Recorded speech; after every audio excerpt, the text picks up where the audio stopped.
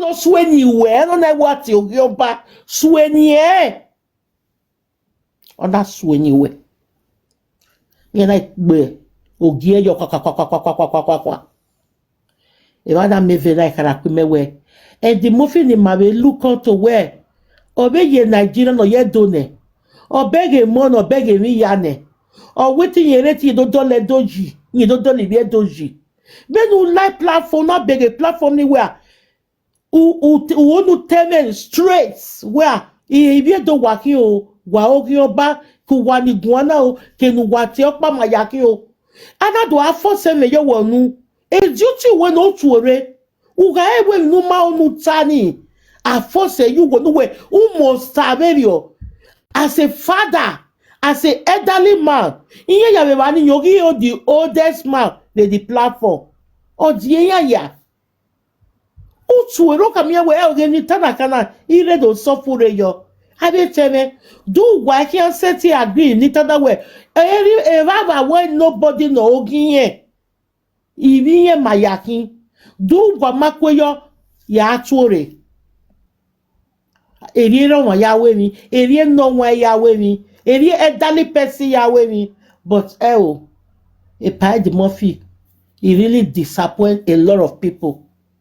He go back. No. Ori pane, iyana iga giyo ya when you dey 500 euro.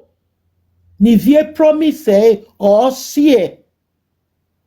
No na we ni eti wo ogi oba na ti we. Na sunu e dem egbe yo on my like 24 hours. And I will plug gas ni bo agage. Even we are a platform if you are you post say because of that time or that time I do we are post na e ko na ti we or wetin you post your time or my money till or hit you ga no be na so also me na we no akpe ne man na ya tene because he me ga gwa le keni ya na gwa kai we a give me ne we na ta wa omona ogie gwa ogie do are listing here even we are kene ekene na sunu wegeni wa me wo gba ogodi eke ona we a nene bebo oye bere the video even we post de geni ya go ipo na gba ogodi eke we nene bebo they no like am we geni no su agboya ewe is the make of a year well. Emanimao mini everywhere. No. Also ware wakboni. Agboya bege eri ma be di mani hiani rekini ge we na gwana. Everybody no give subscribe hotel. If all over the world they are watching you. So here you bega matter ni wakbe. Nobody no even gwanka need that place anywhere. This first radio na or a matter. Uwana wo mona biana ogwani duko na uwa diju me my so a man on a show where uwa talakbaya ana bioba. And what they say atalakpa, ana be biyero moze. O ma always dey from beginning where any kaugari oma ege kenona zueni. I know where they kenona ze because they know that you can wear the mantle. They know that you can carry it. Inya begene, enya na choose way. So ekita must go. Even betrayal must waro. Even when my yebe wiko we na mani yebe tie momi Iyore atok be na mani yebe lelewe. Not in 3 years, 5 years. Obibi no. But because Eriono, if you are born with soft bread, you cannot wear this mantle. We want to make my cat to yoya. We beg any gaga. Mama feti gulele. Ma ve bumerio. But any kawe wano ti joy. Ona yegbe mawe. Ona we yes about it's time for you to nyayak when you we. Ona yegbe mawe. But 60 years my fedi. might change. You are going higher, higher, higher, higher, higher, higher. And then we need to talk in our urukpare, in our baby adoyo. And ure ugele shadow ya. By go come. Ugbele obera na gbele we no ba worry. Yes, okay. And you know, and you know, my yarrow way. Nobody will do that time. Exigate when any. Okay. You mean I'm here? What's up, baby? And I do a gualo loud. When you go in time, you only ladu in time, but in my mind, I do a gualo. That I know me. So, a gualo, a kimona viola where Umuyaki Diana Woody. Yana do Gima, you want the boom. You want the boom. Yeah, you will for Yana Gualo. Lao. So, the Oyadi. A penny me now say, but that kind, I mean, I say that kind of 4 months. Zingbe. Where a better, why am I? Yeah, Irimina. All of our rewa. I was in a way, mammy. And we are muja. So, you know, I want to go along where to do. So, ena where can or ye and do a gualo with you. As a gum, mahoney. Yani Riaja Wuno for I have a Ningwano. When I come, my own will have woman, which they go Ojabumbe. So, when I am every kind of call her, when I walk in a drying where Buga boom, also could they be a day. Oh, and even a time where the AC one of Zoe, I don't know, one of Zoe, welcome. Or here I just say something like that. Or you have a tell number of a market. Epa wa talk pepa. Why you repeat it? When no say ne feti mama feti. Now when you repeat it, or may say 1 hour. Or may say 1 hour. Bita mama baba na. Where a woman you like the one in dame oh yeah. In that would not for supposed to know the job.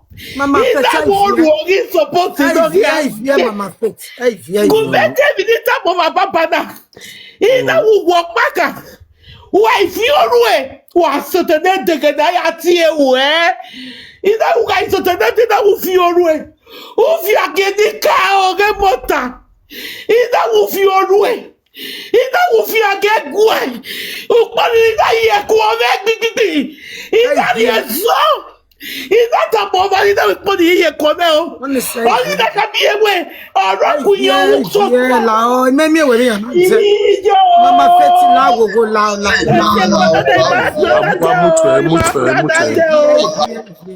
iye emi ni ta mo ba ba na re ma ni une ba o to ke ni mata ba Epa imutana ijaji o imaiwede o imaiwede mase 1 hour o orema o ijo iweru mayena ume epa o imaiwede e baba na no mase 1 hour oh Jehovah Nikao,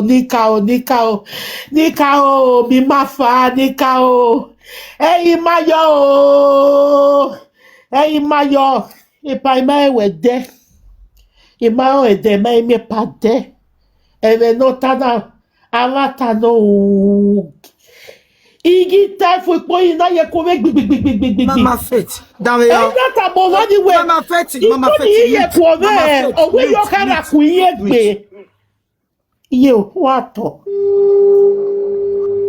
Madam, yo. Obi go na hiyo no mina. Imasha go gare ma woni doti mina na. We gare ma be go mana doti mina na. Mama Fit go gare ma. Obi agbo no doti mina be na ni na ya lula me. Imakaro. Ege nudo ya pe. ege nudo yakpe we una kpe me mana so ege ni megwe onwani gwanyo na kamewe niwe gbe dame video nu pe na wo wa kado mina nye onwa kado ta ma we no wie gono you understand we ge mi no ka ge mi no we ge mina ni mina ye nogi ori me mina no de video ne ma isendi kwe me na agwa me gi go na we ni na every day mo mi alagia ukpono fu aborue ukpono fu me gi wate me na ki woni ta me we iya re ti we na because me no gi jena ina we ha iya oni agwewe ina we agiune na ya via ina we botini ya kae iye view eregba ina we view eregba ina we wokpana ugari view we tete view we se do ina we do ade ina wo ruwe ugari fiage ni kao ge emota ina wo fiage gwa ni wa ya te wo fiage gwa iponi na wa ye ko ina ye so ina datu ina we igwa tonu na poni wa ye ko we ye gba se yo oni na wa ye mi ekun ni e uwe ya sikmi awe no ni meka mu we na ya ye o di eme wi wa ma message ro pa o na when it message ma message ro pa wa ya unje yi no ge won ni meka na o na we otuwe no o no di eme wi wa no je no o no di eme wi wa panana re gbe do taige it is confirmed wa talk pe ye no ge I have nothing to say. Me when we judge, we no. E come ma dati le ato. This confirmation na. The brother na what to tana imao e day and nothing. It's somebody that's over how many years. Damn says, wa hold on. Damn says, ya kama se me na no do ta. No me na we na dia mana. Ti e gi mu gboto ni me na. Damn says, you no do timina no mina. O time ma mo ni iro nyame. Ina me eyi mo pa ho na. Ina mo ije bai. Ina we emi nu ta ma me ba we gbesira ije tai. De ma do tai. You give me no, you go give me no sunu.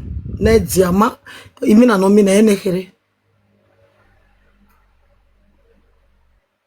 Oh, ma ke media. So no we ma nyebeta we anything media we ma gwalo. Ogwe anything iri yawu ye gi tamame na na teta we stop we gi mo bobo we do bega na weta game gedo ni wata no wa tekere net di neni mina not nu gai we do bega na weta game ade do you buy sege so get ni a mission that's a mission Iyore ogi bi ewo me no that you not do aware only so we na me no we yet stop eh Mutaneje no kwa agwa. Hello J.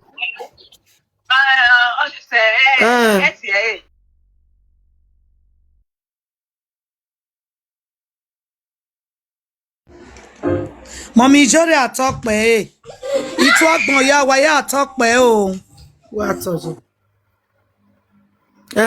Mama Benjo wa agwa je. Mama Benjo. Ma talk be je. Mami Iyore atalk be. Ije oje ne nugwe mi amegbe. Because emi na work out bu work amio. Omakoya imi na ibu self. Welcome a message na panado taladiana. Waka taladian we gele no ga jigele no ya we ne yari we ladian e. Waka wata we water na ladian. We gele na yari we ladian gele nu mie anado agwa lo we gele no yaru pon no fo e. Oje be water you understand? Because I mean Mama Benjo yemi ya. Yemi ya. No, iziegbe no, iziegbe mi ya ezegbe maduna je. Ya aduna. Because ekenari na without amale igbawe kia fiona ati sekenari ene na ya okonu we kon ana me we ayi se ba ni ado we obi me obokian ugele kon mi oto no je no oge pare ne mommy me ga ta bange mommy faith ije wa tok pe oje ujere ana we na ga this a man I social media president na keke bi vie na wa mi ya si ame no gba do a ivie pa di mofi ya si ame no gba do ma be do de ba enogie ya si ame no gba do di mofi e be no ye beti ani o ka sun ijori o ka to sun ati iji ma we orin oba no di mofi o no ka yo ba gbe yudu gbe we chaladian eviti aro tene we ya ge video ni ya fefe no gbera we mo padi we because of 1 million rude 1 million mommy jere rie na e no see no na ni che ne mommy jere na be ri ho ni ne eni ka we gi jere we no rie ne ati mofi obe di mofi ivie keke be no gi osia me no gbado ya osia me no sio ni na je na ya no ya sia me na ya na ge mi ami ahia ye be pa mo pa ye mi ye be pa mo di because di mofi yan sia me no gbado ivie keke be no gi ye ha no na ye ha no and a platform of Guyana with ye. The 7 is a mommy, when a mommy fetty at a bower, you over your bog butu yaka. The mini yagi denana woman, I know your ba, and I'm here, I've been a cabin tornado young woman. A mahakani mamma mia, a video na fefe, I worry mere when the mina ya fefe yasumwe. Yes, yeah, at the mafia see, but when I cook with here. At the mafia say, if you see because only general no here car. O my tea tell no me on our tin e gbina na gwa better time call it. Keke no gi. And a platform no ke makare platform e momi jori. E ba makare doare. Akare doare na. Akare doare. Senye ya fe na wage na. Ni mama e gwa iya enenu hu dan. No re social media. Iya si ame no si oni. Iya no. So since I can't we party now, I have a well okay, ni be continue. But I can't buy any. No je. Ni when it tire mommy faith. A social media president by the Murphy. Where origo ni ye nuda ni gwe inia. Where a mommy inia, ya wo ma inia. Ya wo oriabe mado inia. Na wo oinia ye made the video here na tinye where the momiyore inia where not forgiving you then tiro ni eta concerning wa no kwa be ya here wo ge no ya make the video but na me your paka kan make the video only again no mighty o yo ba o ona aka me where oinia ye made the video I said de gi yan pe ne ya won ni na ya pe ne omona oyinya iya we bozo na ye ti omona the platform ya uye egani maso ni ye ni momi ye ti momi yore omona yinya ye gi mi go oyinya ye na lagia ni na do dey by do yinya iya wo ge no the only way no ya prove no ya go ladies no ya search the video ni momi yore ya yinya apology iya oni ya mi o iya kewe dogele inia because iya mamio ona wo inia ona we go say she a video ye go say she yo or ye many video ye go say but them one go say she raw ni ala wowo ni ya vule lagia abe vule ni ke lagia ni abe try ni abe vulo no lagia ye ya to ke ye mio o inia ivie we mamio or we mamio no we mio. So again, you are going here. You never do the Bible doing here. Or what to boy to you? You might believe where a past social media at it the buyer with them now. Always so honor the surprise in here. Or where to bribe in here. I want no money your boy. A man you have the figure, if you have the fear €500. We are ya support panawe I hear ni go I hear one on na I hear no do matter o there run way iya wa ye even ya you we buy on at the end on you do that. Yes. On my stand beginning no ya stand beginning on my finish radio only was woefully as a no wine as a elderly man. Who stand? Ah yes, you go down. Internet, I'm a camera of my Yevani. I'm not even aware, but who not going on the level? Who go? Who tie? Who when you want like who tie? Who get to stop